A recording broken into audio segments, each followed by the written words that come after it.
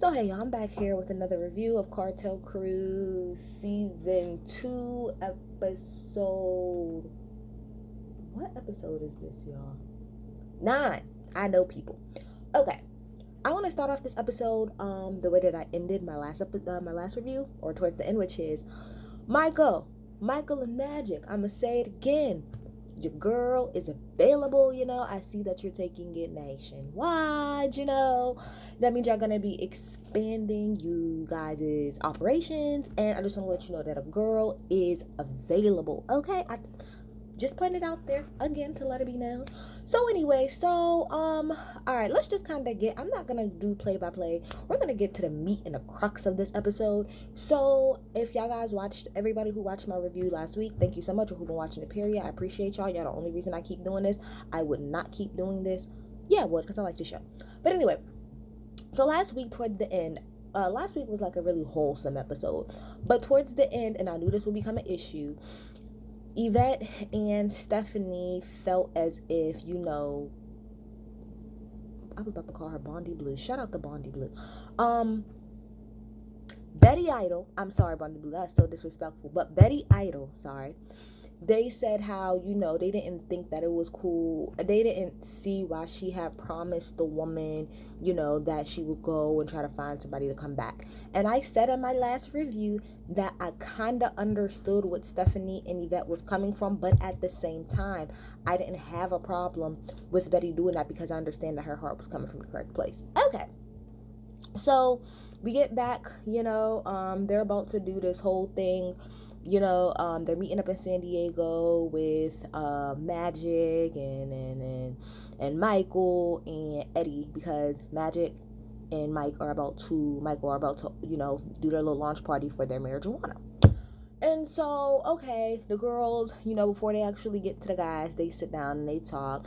They're all going through, their different feelings about the whole experience. Marie gets very emotional because I didn't touch on this. I don't know how I forgot, but before Mike left, they got into a really big argument, and no lie, Michael was disrespectful as fuck to Marie. Like, he was talking bad to her. Like, he was really talking to her like she was just like an average bitch on the street. He did not care. He talked bad to her before he left. And I forgot to bring that up, but that shit wasn't cool. Like, I can understand being an argument, but like, there's certain levels you don't cross, and he was taking it too fucking far with the shit he was saying to her. But anyway, she got emotional, because of that and how they had gotten into the argument and all this other stuff. And she was just like, I couldn't imagine, having my kid away from me. Like I said, I'm not gonna really go too much in on that whole point because, the orange is still in the office, so it's complete trash. It's just trash. I just sidestep real fast. I seen on Yahoo News, like not that long ago, maybe like a few days or a week ago, it flashed across, like a notification came up saying that how, I don't know if I could say these people's name without YouTube pulling my shit, so I'm going to spell ICE, had set up like a university to come and get people, like was telling people that they could come, and then when people was coming, they was grabbing them up and deporting them. This country has lost its mind. How about that? Okay. But anyway, so we at the table, so then it goes around to everybody. So then it gets to, I don't remember, but it was either Yvette or Stephanie, and they were talking about, hold on one second, sorry y'all, I had to see the scenes from next week. But anyway, so yeah, they're all at the table, blah, blah, blah. So Yvette and Stephanie, like I said, they bring up what happened with Betty bringing up the girl. Now, I will say this. See, this whole situation is going to get a little complicated because there were parts where I agreed with Stephanie, and then there was parts where I didn't agree with Stephanie. Okay, so this is where I agreed with her. She did start off the conversation by saying, I'm not really trying to come for you, and I know that your heart was in the right place. I just don't think that it was best that you went ahead and you promised, this woman that, you were going to have this person come. So Betty's like, well, what are you talking about? I am going to do it. I am going to do it. And so at this point in time, it starts to become a little bit back and forth. Now, I will say this. This is where Stephanie and Yvette was wrong, because Betty was trying to talk, and Yvette and Stephanie, although the questions that they were asking were legit, it wasn't the right time to ask because she was talking. Y'all could have waited y'all turn, you know what I mean? And then I also feel like y'all didn't have to go as hard as y'all did on this situation. Y'all could have just simply stated y'all opinion, like, hey, look, boom, boom, boom, and then just left it at that. But I think it escalated because of the fact that y'all kept going and going and going. And, oh, are you going to do this? And, oh, are you going to do that? Oh, you going to do this? Oh, you going to do that? All of that's unnecessary. All y'all had to do was say how y'all felt, and y'all could have kept it pushing. That it was just that simple. But again, I'm not going to say that Stephanie and Yvette is completely wrong, because like I said in my last video, I do understand what they were saying. And one point that I said, if you go back and look at my last video, I said this, and Yvette said it herself. She said, because Betty Idol was like, oh, well, my cousin, like, they had like one leg that was shorter than the other, and their whole waist was turned around, and that's similar. And Yvette said, that's not similar to her situation. Oh, yes, it is. No, it's not. And I said that in my last video. I understand her heart is in the right place, but I do agree with like what Yvette said. It's not the same thing, because I went back and I watched the episode again. That woman, and she even said that she took her daughter to a neurologist. That's what her issue is. It's less of a physical thing. Granted, she can't stand and she can't do this, but it didn't look like it was because she was physically unable. From what I'm getting from what the mama was saying, it's more of a neurological thing.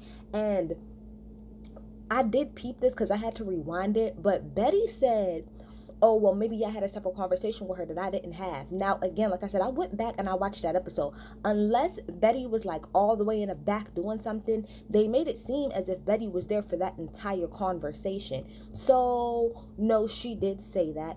Again, I'm not trying to take nothing away from her because I understand her point. There was even a point where Stephanie was like, again, and this is why I agree with Stephanie. Stephanie did initially approach the situation correctly. And even after her and Yvette was going back on, doing all of the back and forth, blah, blah, blah, blah, blah, which I feel was unnecessary, Stephanie did take the time and she said, wait a second. I'm not trying to come for her. Like I said, I understand that she has a good heart and she's coming from a good place. And she was trying to give her 10s, like she was trying to give her 10s because, everybody else is like, oh, y'all doing too much, this, that, and the third, blah, blah, blah, blah. But Stephanie was, before Betty snapped the fuck out, she was trying to say it nicely, like, look, I'm not trying to come for the girl. I'm just trying to tell her my opinion. And then Betty, like a bat out of hell, I can understand being upset and being passionate about something, but like Stephanie said later, that shit just came off really, really, really weird, Betty. Like, first of all, Stephanie was sitting down. She wasn't yelling. She wasn't doing any of that. You decided to stand up. That's number one. And then you decided you wanted to throw something in her face because you didn't like what it is that she had to say, or you got tired. I don't know what happened there, and I'm not trying to be like funny, but I thought that girl was thoroughly intoxicated the way that she was acting. Like, I'm sorry, I agree with Stephanie. That shit's not normal. I can understand being upset and being mad, but her type of rage, personally, it kind of came off a little bit staged. Like, I'm pretty sure some of the emotion that she felt was real, but I feel like she was playing it up because she was on TV. That's just my opinion. I could be wrong, but the way that she reacted was just weird. And I'm so sorry. I feel like ever since Betty been on this show, she hasn't really given us anything. Like, she ain't really given us shit to work with on this show. So I feel like maybe she feels like she has to do the most to kind of stay on the show, because outside of that, what are you bringing to the show? Because we've had multiple scenes. We did the whole first couple episodes without you being in it, and it was perfectly fine. So yeah, I just thought that was really weird. That whole thing made it come off as if she was trying too hard and that she was playing that shit up for the cameras. Just my opinion.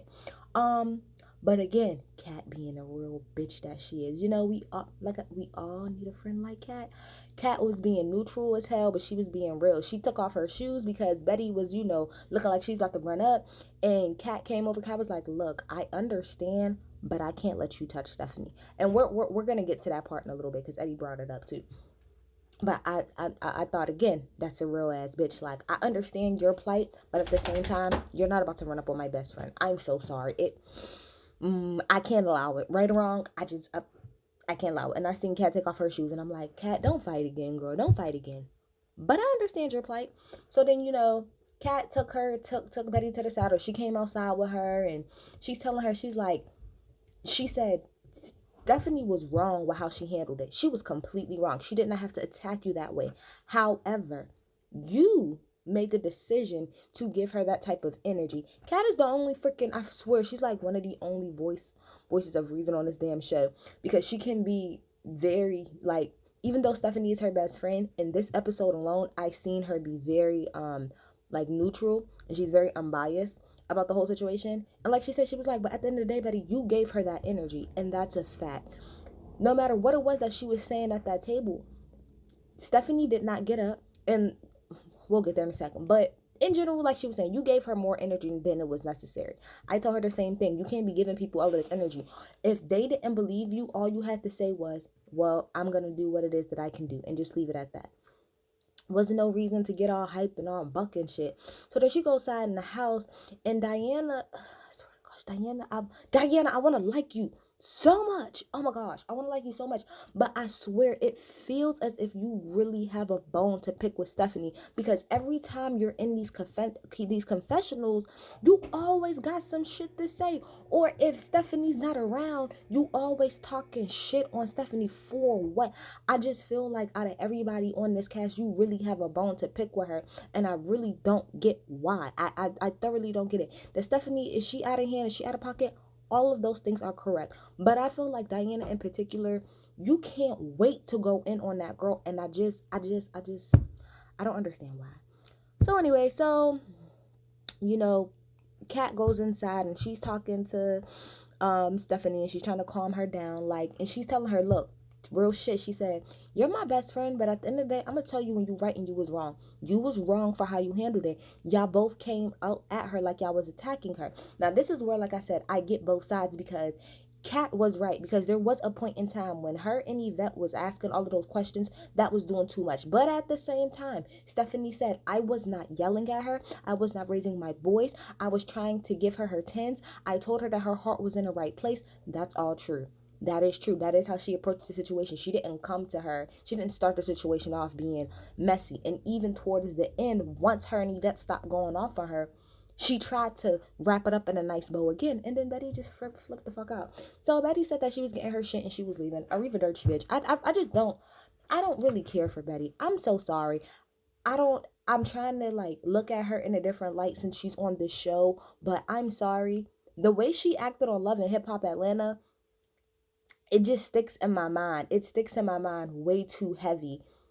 That the way she acted on there, even the way she talked on Love and Hip Hop Atlanta versus how she talks on this show is completely different. The way she and again, I'm here to give people all their tens as far as growing and evolving, but it don't sit right.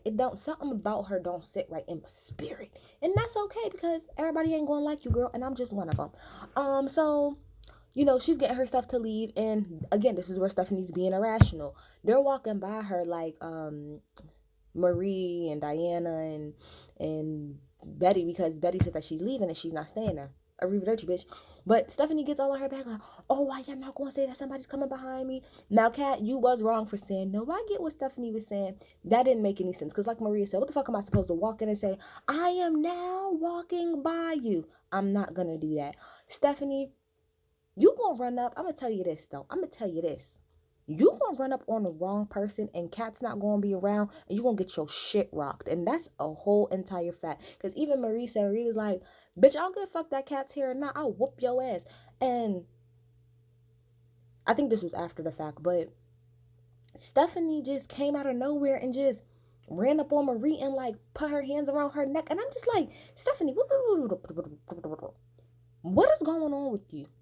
Again, you gonna run up on the wrong person, and Kat's not gonna be around, and you gonna get your shit rocked, and then that's just gonna be that. You gotta stop trying to fucking put your hands on people. Keep your hands to your damn self in that situation. Keep your hands to your damn self. What the fuck did Marie do to you? Now Marie, like Marie said, I'm on probation. Now what if Marie ain't have no couth about herself and would have whooped your ass right then and there?